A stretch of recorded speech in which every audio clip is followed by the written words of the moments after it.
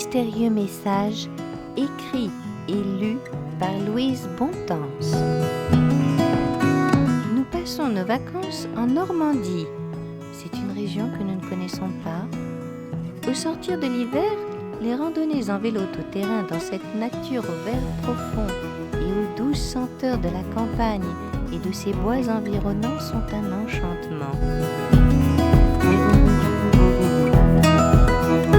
Depuis le sentier au bord de la forêt, à peu près à 1 kilomètre de l'entrée de ce charmant petit village aux maisons typiques à colombage, nous l'apercevons. Elle se trouve en contrebas d'une prairie, au bout d'un chemin de terre. Je m'arrête net, subjuguée par l'atmosphère des lieux plus que par la bâtisse en elle-même, visiblement abandonnée étant donné son pitoyable état. Mathias ne s'est pas aperçu immédiatement que je ne le suivais plus. Le cri des hirondelles annonciatrices du renouveau de la nature, comme les senteurs boisées enivrantes, n'existe plus. Le doux bruissement du vent dans les arbres transporte l'appel à mon adresse de la maison jadis peinte en blanc. Je l'écoute, mais je peine à l'entendre. Pourquoi chercher à m'attirer ainsi ? Un jogger d'une 50aine d'années s'approche de nous. Devant mon attitude figée de la sorte, il s'arrête près de mon mari qui s'étonne de mon comportement inhabituel. « Votre dame ne devrait pas rester là. »« Ah bon ? Pourquoi ?» L'homme nous apprend avant de s'en aller comme il est venu dans les bois que l'endroit est maudit depuis la disparition d'un enfant 20 ans plus tôt. Il n'a jamais été retrouvé, hein. Personne n'a jamais su ce qu'il était devenu. Les parents ont déménagé et la maison n'a jamais trouvé preneur, pensez. L'histoire a paru dans tous les journaux. Le soir même, sur Internet, nous cherchons, nous trouvons. L'enfant jouait dans le jardin de la maison, tandis que la jeune baby-sitter regardait la télévision.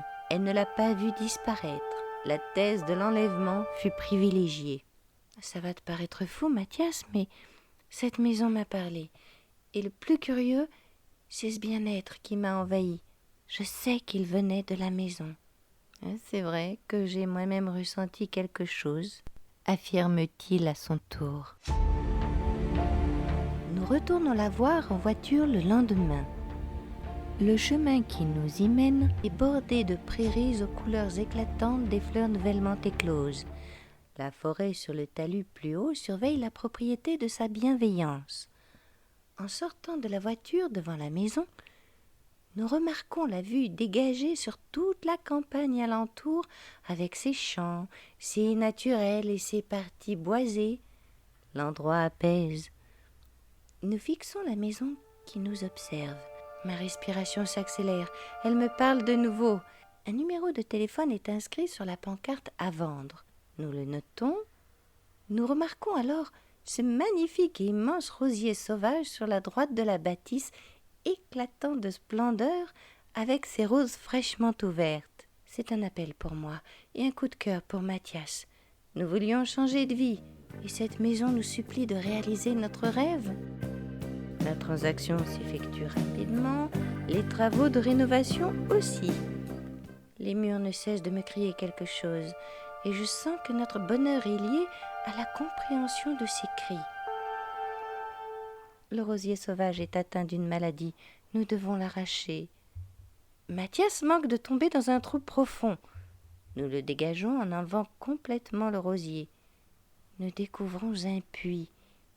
Il n'est pas mentionné dans les plans du cadastre. Mon cœur bat à tout rompre. Je vais chercher la lampe torche. Le puits est à sec. Une petite silhouette se dessine au fond. Nous appelons la police. Le lendemain, les restes du petit corps sont remontés. Puis nous nous retrouvons de nouveau seuls chez nous. Au crépuscule du soir, tandis que je contemple le paysage apaisant de la campagne, la silhouette d'un petit garçon blond se forme devant moi pour m'observer ensuite depuis notre jardin. Je reconnais le joli visage largement diffusé par les journaux de l'époque. J'appelle Mathias près de moi. L'enfant nous fait un signe d'adieu de la main. Nous lui répondons de même. Il nous tourne le dos, puis s'en va et disparaît à notre vue au fond du jardin, près du portail. Une semaine plus tard, le petit corps est rendu à sa famille. J'apprends ce même jour que je suis enceinte de notre premier enfant depuis 2 mois.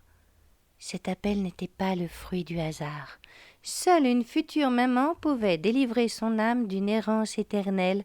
C'était son choix, car ce n'étaient pas les murs de la maison qui tentaient de me parler.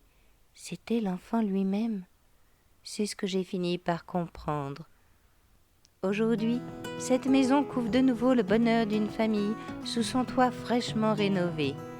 La vie et le bien-être sont revenus en son sein.